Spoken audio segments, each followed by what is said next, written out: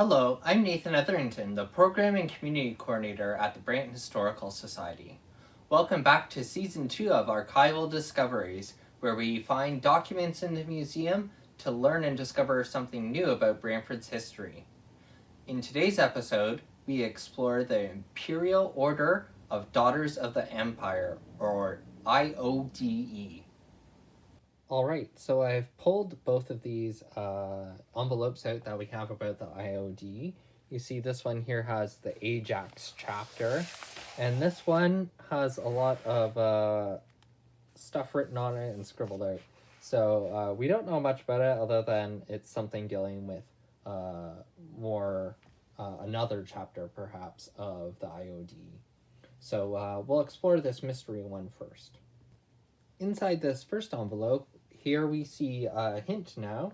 We know it is the Alexander Graham Bell chapter.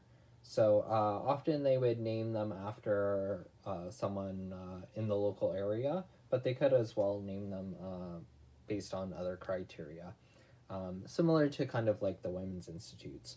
So here we see one entire book of the minutes of the chapter starting in 1950 to 51. And then there's a whole bunch of loose leaf documents of minutes as well after, from the 1970s until 1971. So it seems that we have a pretty broad and continuous record of this organization when it was around. Also included in this documents was one of their annual reports from 1951 as well. So these annual reports can kind of give us an idea of what the organization was up to at the time. So it's interesting to note that they're meeting at 57 Charlotte Street, which is the location of the museum. So it appears that they meet a lot in different members' homes or different members of the executive's home throughout that.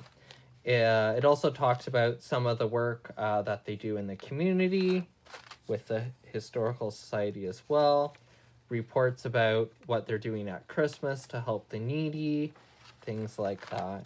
So yeah, that's what's included in their annual report.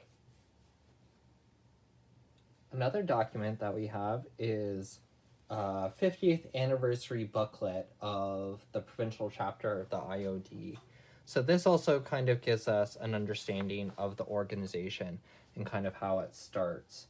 So it's an organization that really starts out of the First World War, and you can see one of the first chapters is in Hamilton. So it's another organization that's kind of similar to like a women's institute or raising something for the war effort, and it's around the kind of same time period, and because it's in Hamilton, it's not too far away.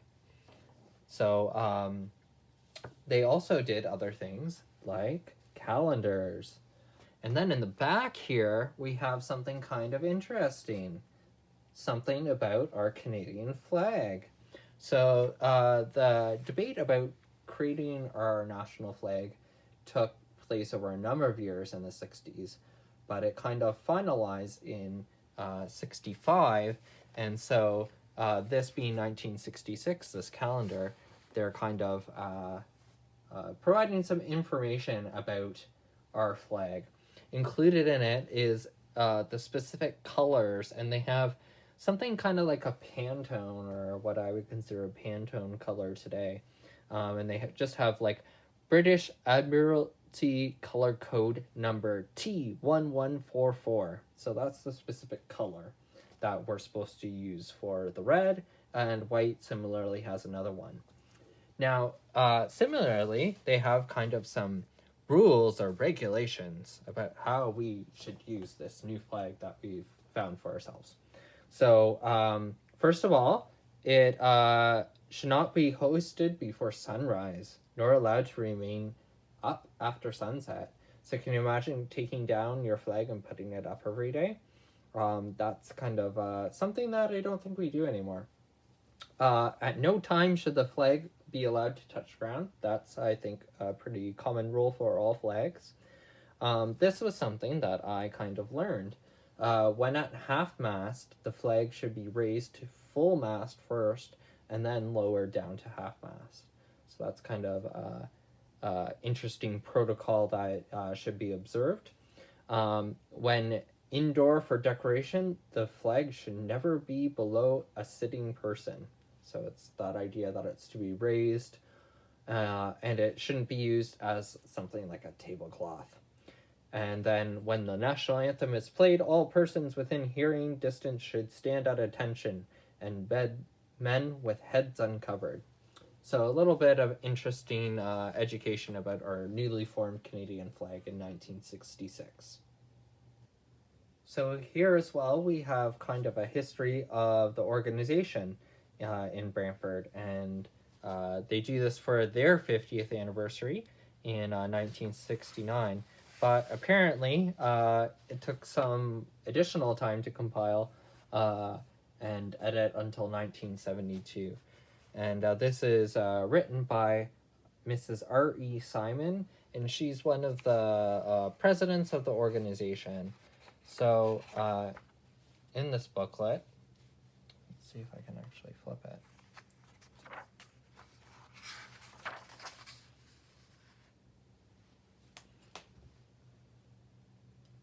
So in this booklet, we have the starting of the chapter being their first meeting being held December 8th, 1919 at the YMCA building. So as well, we see some of the people starting the chapter. We see Mrs. W.C. Livingston.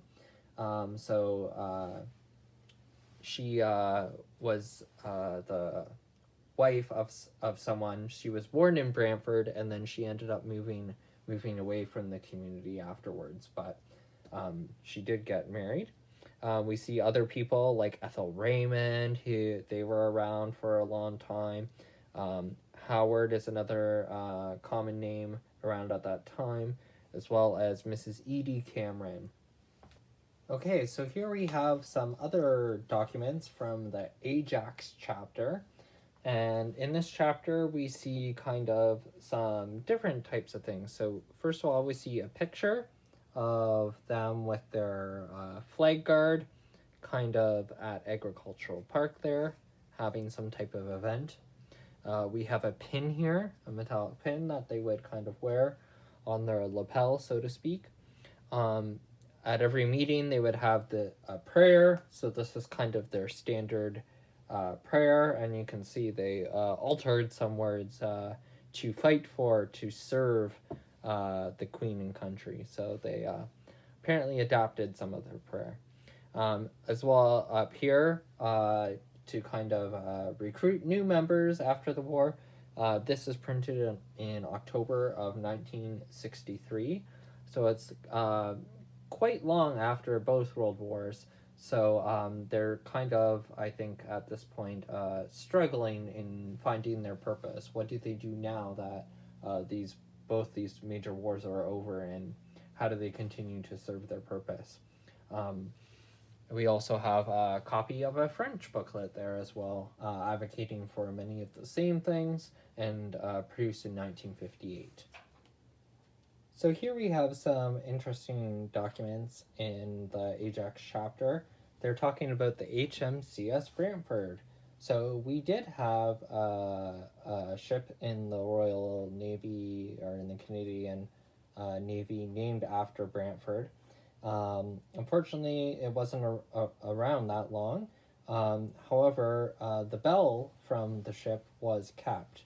It was here at the museum for quite some time, and according to the records that I have found, it is at the Naval League now. We lent it to them. Also included in this is a letter as well from 1972, in which they're talking about calling a special meeting to disband our chapter. So you can see this is kind of at the end of the organization, and they're winding down in 1972. Other things included in this envelope were more calendars, and this time they're from 1967 and 1968.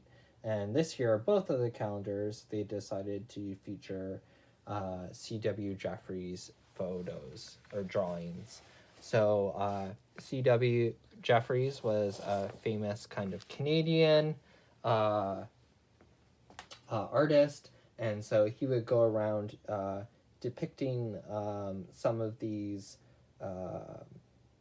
notable events in Canadian history. And he would kind of, from the historical accounts, draw these images to kind of assist in taking you there and see what it may have been like at that time.